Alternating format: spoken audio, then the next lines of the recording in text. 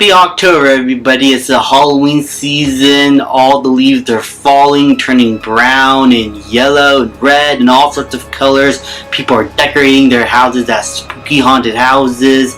The gargoyles are coming alive. The zombies are coming out of the graveyards. You get the gist. It's Halloween time.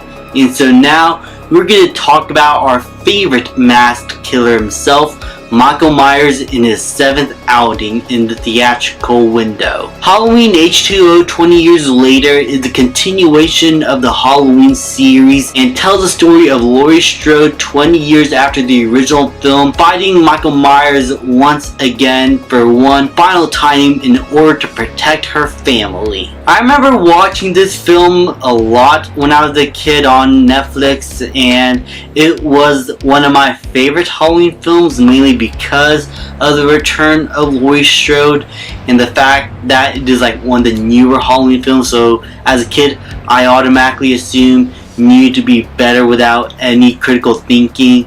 And nowadays, what do I think of this film? Overall, I think this film is among one of the better Halloween films, but to me it is still like somewhere around the middle of the series for me. I think it's because I just am more fond of Halloween 2018, and I just found that film to be an overall better version of H20, and it had more of the aesthetics and visual flair of the John Carpenter movie of 1978. Whereas Halloween H20 always felt like a Halloween movie with a Scream overcoat like around it. Like the aesthetics, the cinematography, some of the performances, they all had that kind of Scream early 2000s flair to it, which wasn't a big deal in this film, but it just was never my overall vibe when it came to a Halloween film. I like some of the older films and their look and their aesthetic, their style and presentation, mainly because, again, the brilliant cinematography of Dean Cundey at the helm in those first three films were immaculate. Probably some of the best shot films in the entire Halloween series. So just overall, in a stylistic sense, Halloween H20 just never really vibed with me to that same degree as those original movies once I got older. But still, despite the overall style just not being my overall thing, just personal preference, I still found the story and the performances, and for the most part the portrayal of Michael Myers, to be pretty solid and overall emotionally impactful enough for this to be a really nice bookend to the Michael Myers saga.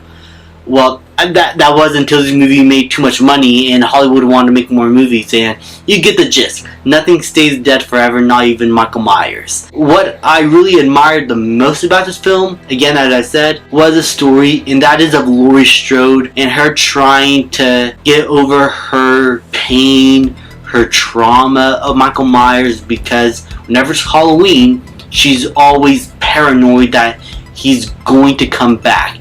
And compared to Halloween 2018, this is probably the most realistic portrayal of this trauma, as she is someone who does have a son who is starting to feel estranged from, as these two are having a hard time trying to connect, especially around this time of the year, where she just feels not distant, but she feels way too overprotective, and she feels that she is a burden to everyone, especially to her son. She does have someone she's seeing, but again, that is causing a bit of strain in her life, and she is always in that era of paranoia. And when she slowly starts to peel that away, when she tries to be a little bit more comfortable, wrong time, because Michael Myers pops in and starts killing a bunch of teenagers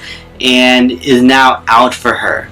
Now, the son character, I think he's overall fine in the film. I think the actor does a really good job with his performance, and his girlfriend in the movie I think was good. Their relationship was sweet and nice overall, and I do like how the son and Laurie Strode has a very much tug of war kind of relationship where he is trying to help her, trying to get her out of her trauma however he can, but it is way too great for him to deal with. And so he just falls to the friends that he has and his girlfriend to try and get some sort of comfort and sense of a normal life.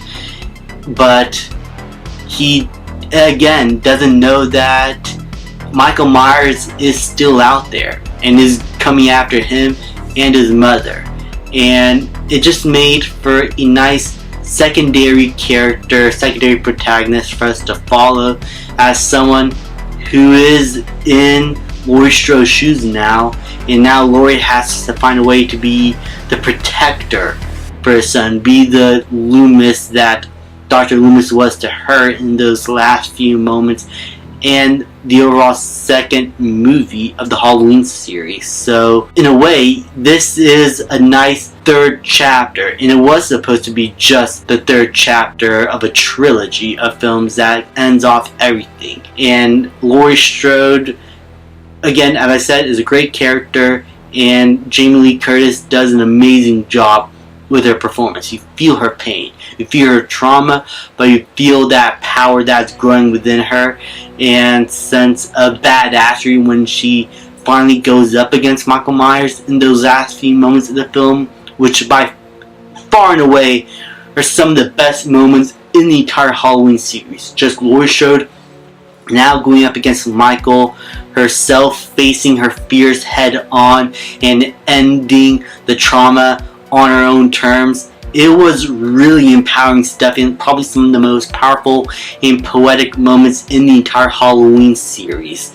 And taking Halloween 1, 2, and this film, again, feels like the perfect Laurie Strode trilogy. As much as I do love the 2018 Halloween film, as a trilogy with kills and ends, it's not that great of a payoff. In terms of an actual payoff, this just feels a lot more right and true to the character of Laurie Strode than I felt like the newer films were able to deliver. And Michael Myers himself, for the most part, is fine. There are moments where he is scary, but again, the way the movie is shot, it's not like trying to make him so scary.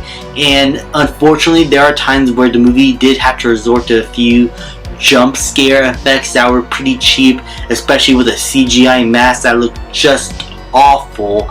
But for the most part, the movie tried to portray Michael in more of an action-heavy kind of sense. Like, you get a lot more shots of him with his mask on instead of him being in the shadows. He's a lot less hidden. And so we know where Michael is, we know what he constantly looks like, and so while the fear factor is toned down, unfortunately, the movie replaces it with more of a action-y kind of final boss feel to Michael Myers, if you get what I'm saying. At least in the last act of the movie, to where Laurie Strode is just trying to fight against Michael Myers head on, and he is stalking some of these teenagers, and all that is really fun. And the way the film ends with Laurie Strode cutting Michael's head off, and that's how the movie just ends there. No more Michael, the story's over. Just really rewarding, especially after everything Laurie has gone through in the past few movies. This felt just right for her character. Even when Michael Myers was trying to use his brotherly connection as a last resort as he's pinned down against his tree, Laurie's not buying it anymore and just finishes the job that Dr. Loomis wanted to all those years before. That was probably the best way you could have closed out this story. Overall, Halloween H20 has problems and is not a movie that aged the best for me, but the pros and positives, like the performances, especially from Jamie Lee Curtis, the last act of the film, the overall sense of finality, and the overall story that it goes for and how it explores trauma in a very realistic sense, and the way the film ends, closing out this story.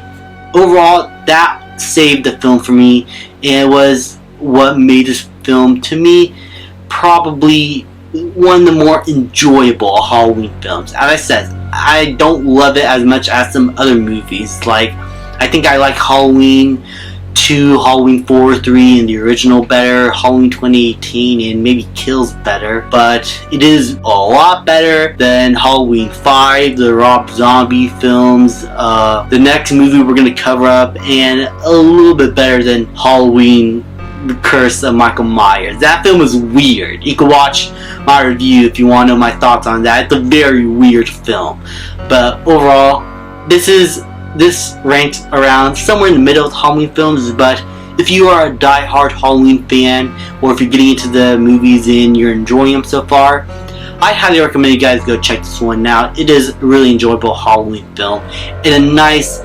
closing chapter to the original story of Halloween, until they had to X-Men the timeline of this series and screw everything up in terms of understanding what the story is at this point. I'm gonna give Halloween H20 a B. Thank you guys so much for watching. Please leave a like, subscribe, comment, and I will see you guys next time.